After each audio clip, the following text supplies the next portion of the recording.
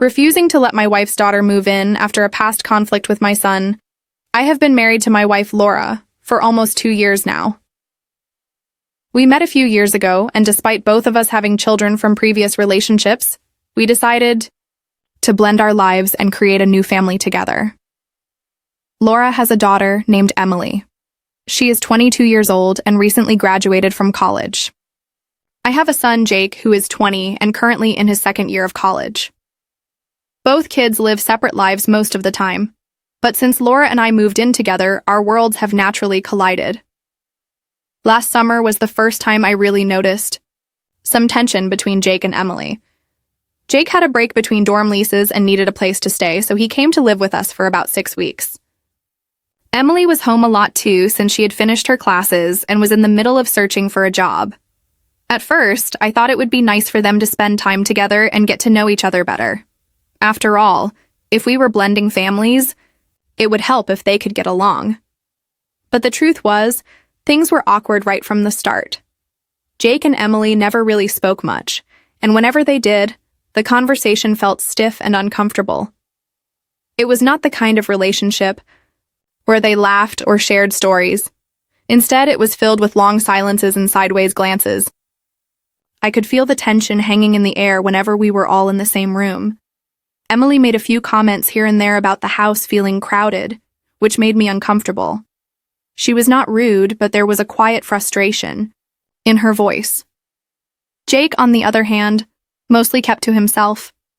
He was polite but distant. He spent a lot of time in his room or out with friends. It seemed like they both were trying to avoid conflict, but the awkwardness was growing. About a month into Jake staying with us, something happened that really changed the atmosphere in the house. Emily told Laura that she had lost some cash and a pair of earbuds. At first, we all thought maybe she just misplaced them, but after searching everywhere, the items were nowhere to be found. Laura told me about it, and since Jake had been around the house a lot and Emily had been uneasy about the crowded feeling, I decided to ask Jake if he had seen or taken the items. I approached Jake carefully. I did not want to accuse him, just understand. I said, "Jake, Emily told me she lost some money and her earbuds. Have you seen them or know anything about it?" Jake's face changed immediately. He looked hurt and angry. "No, I didn't take anything. Why would you think I did?" he said sharply. I tried to explain that we just wanted to find the items, but he felt accused and unwelcome in his own home. That moment was tough. Jake's voice raised a little, and he said, "It feels like you don't trust me. Like I'm just some guest who could steal from the family." I could see he was upset. I told him I was sorry if it came across that way, but I had to check. It was important to me to keep honesty in the house. But Jake did not want to talk anymore and decided to leave early to stay with a friend for a few days. After that, things between us were quiet and strained. Jake did not want to come back to the house, and I did not want to push him. I knew the situation was uncomfortable, and I wished I had handled it differently, but I also wanted to protect everyone's trust. Laura tried to smooth things over, but the air was still thick with tension. 2 months later, Emily found the missing money and earbuds in an old gym bag. She told Laura it was probably just a mistake caused by stress and moving around the house. That should have been the end of it. But Emily never actually apologized or took responsibility for how her actions affected Jake. There was no sorry or any real acknowledgement of what Jake went through, feeling accused unfairly and hurt by the suspicion. I talked to Laura about it. I said, "This was messed up. Jake was hurt by the whole thing, and Emily never owned up to it." Laura said she understood but was hesitant to push Emily too hard for an apology. She worried about making things worse or causing more distance. That was when I felt stuck. On one side, I wanted to keep peace in my marriage and support Laura. On the other side, I wanted to protect my son from being hurt again or feeling unwelcome in his own home. It felt like there was no easy answer. Now, Emily wants to move in with us temporarily while she looks for a job. Laura thinks it is fine, saying it will not be for long, and that family should support each other. But I said no. I do not trust the situation, and I do not want a repeat of last summer's tension and hurt feelings. Laura says I am being harsh and holding a grudge. Some friends have told me I should let it go, that family is family, and I should try to move on. But I feel stuck. Jake has not said much about it, but I know he still feels weird about what happened. And Emily has never really owned up to her part in the conflict. Am I being unreasonable for saying no to Emily moving in? Or am I just trying to avoid another mess? After telling Laura I did not want Emily moving in, the house felt even more tense. I could see the disappointment in Laura's eyes, and it made me feel guilty. She wanted her daughter to have a safe place to stay while searching for work, and I was the one standing in the way. But to me, this was about more than just a temporary living arrangement. It was about trust and respect. One evening after dinner, Laura and I sat in the living room to talk things through. The house was quiet except for the soft ticking of the clock on the wall. I looked at her and said, "Laura, I know you want to help Emily, and I want to support you. But after what happened last summer, I just can't imagine going through that again. The tension, the awkwardness. It was bad enough the first time." Laura sighed and looked down. "I understand why you feel that way," she said softly. "But Emily really needs a place to stay right now. Her apartment lease ended last week, and she has not found a job yet. It would only be for a few weeks, just until she gets on her feet." I nodded, trying to keep my frustration in check. I get that, but it is not just about space. It is about how she treated Jake last summer, losing her stuff and blaming Jake, without any proof, and then not even apologizing when she found it herself. That hurt Jake deeply. I think it was unfair. Laura's eyes welled up a little, and I could tell she was caught between defending her daughter and understanding my point of view. I know Emily was wrong to not apologize, but she is my daughter. I want to believe she will do better this time. Maybe she just made a mistake. "Maybe," I said, "but what if it happens again? What if Jake feels uncomfortable or accused again? He is still upset about it, even if he hasn't said much." Laura took a deep breath. "I will talk to Emily. I will make sure she understands how important it is to respect Jake in this house. I want to make this work."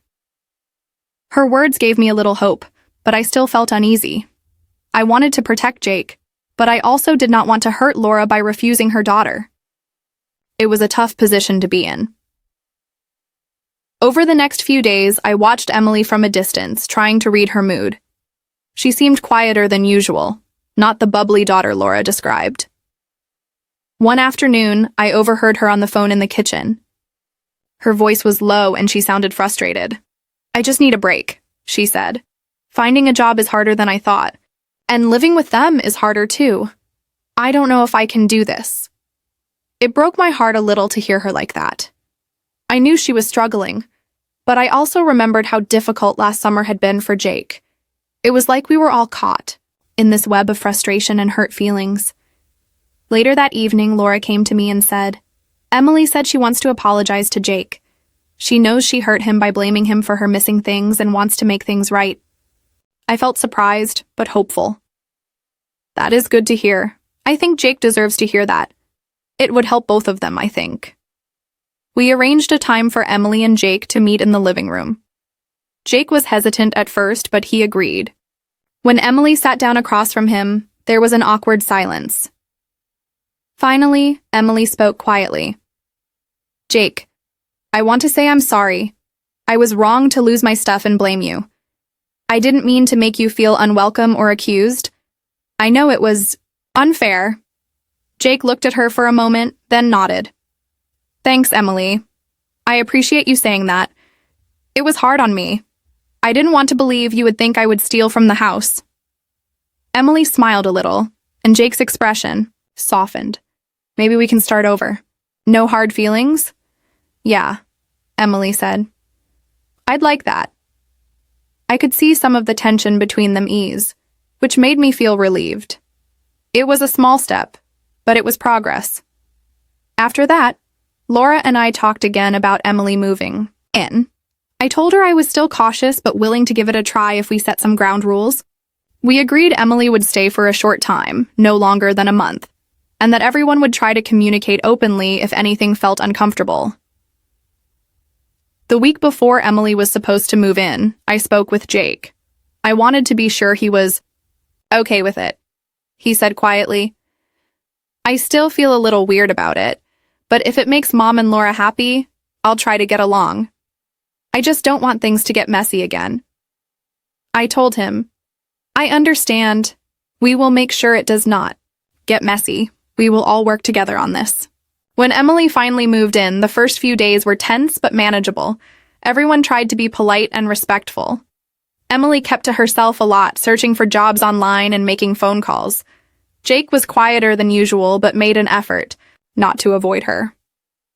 One night, I caught them both sitting in the living room, each on their phone but in the same space. It was a small moment, but it felt like a breakthrough. Maybe, just maybe, this time could be different.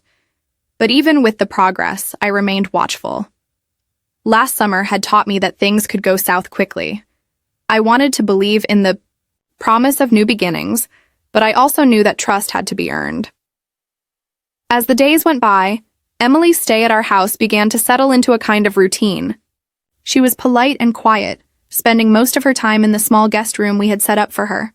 She was mostly on her laptop, scrolling through job listings or sending emails, and the awkward tension between her and Jake seemed to soften, at least on the surface.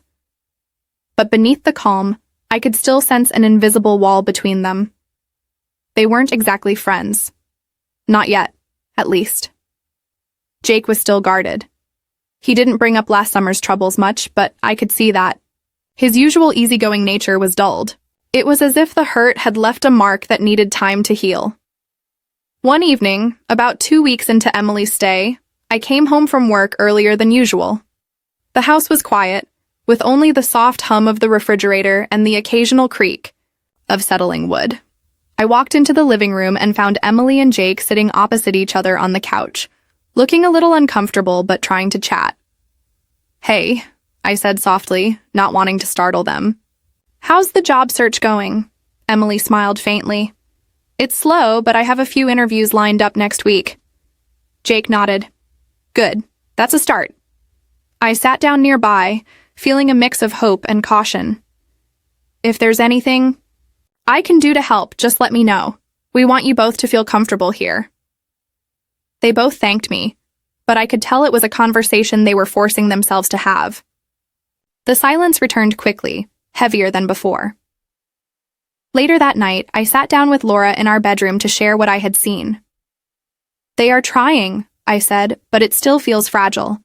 I worry if we push too hard, the whole thing might fall apart again." Laura sighed. "I know it's been hard on you and Jake, but Emily needs us right now. I think this time we have a real chance to make it work." I wanted to believe that, and I knew Laura's heart was in the right place. She had always been a patient and loving mother, wanting the best for Emily. But I also wanted to protect Jake from more pain, and that worry weighed heavily on me. The next few days passed quietly. Then, one afternoon, Emily came to me in the kitchen while I was making dinner. She looked nervous but determined. "Can I talk to you?" she asked. "Of course," I said, putting down the knife. Emily hesitated, then took a deep breath. "I want to say again how sorry I am for what happened last summer. I know I didn't handle things well and I hurt Jake. I didn't mean to make him feel unwelcome." I nodded, appreciating her honesty. "Thank you for saying that, Emily. It means a lot. Jake was hurt, but I think he's willing to move forward." She smiled faintly. "I hope so. I don't want this to tear the family apart." We talked for a while about how we could all make things better. I told her that respect and communication were key. She agreed and promised to do her part. That night, I shared the conversation with Laura. She looked relieved and grateful. "Maybe this is the fresh start we all needed," she said. But the calm did not last long. About a week later, I noticed that the energy in the house had shifted again. Jake was more withdrawn, spending extra hours in his room or out with friends. Emily seemed more stressed and anxious, snapping at small things and often retreating to her room early. One evening, Laura and I had a serious talk. She was worried too. "Something's going on between them," she said. I think they are struggling to live under the same roof. I agreed. We can't ignore it. If it gets worse, it could hurt everyone. We decided to sit down with both Jake and Emily together to try to clear the air. It was not an easy conversation. Jake was hesitant to open up, and Emily looked uncomfortable. But finally, Jake spoke. I don't want to make things worse, he said quietly. But sometimes I feel like Emily doesn't really want to be here. It's like she's counting the days until she leaves. Emily looked down, tears forming in her eyes. I feel trapped. I want to find a job and move on, but it's hard when I feel like I'm not part of the family. The room was heavy with sadness. Laura reached out to hold Emily's hand, and I put a comforting arm around Jake. We talked for a long time that night about feelings, boundaries, and the importance of patience. We all agreed to try harder to listen to each other and to be more understanding. It was a difficult step, but it felt like progress. Despite our efforts, the tension still lingered like a shadow. We were learning that blending families was not as simple as living under the same roof. It required time, forgiveness, and a lot of patience. I still did not fully trust the situation, but I was trying to keep an open heart. I wanted this family to work, for Laura, for Emily, for Jake, and for me. The weeks passed, and Emily's temporary stay stretched a little longer than we initially planned. She was still searching for a job, and with the economy being tough, the opportunities were scarce. Laura and I both felt the weight of this extended period, and I noticed the strain it was putting on everyone, especially Jake. Jake tried his best to keep the peace, but it was clear to me that the old wounds had not fully healed. He was polite, but distant, and the easy warmth he usually showed in our family moments was often missing. I caught him staring out the window one evening, lost in thought, and I wondered if he was replaying last summer's memories over and over in his mind, one night. After the kids were in bed, Laura and I sat in the living room, the house unusually quiet. I looked at her and said, I know you want to help Emily, and I do too, but I worry this is hurting Jake more than we realize. Laura nodded slowly, her eyes soft with understanding. I know it's hard on him. He's been so patient. I just hope this situation doesn't drive a wedge between us all. I don't want that either, I said. But it's a delicate balance. Jake is my son, and I want him to feel safe and respected here. Laura reached out and took my hand. We're in this together. We'll figure it out. A few days later, Emily came to me again. This time she was calmer, but there was a sadness in her eyes.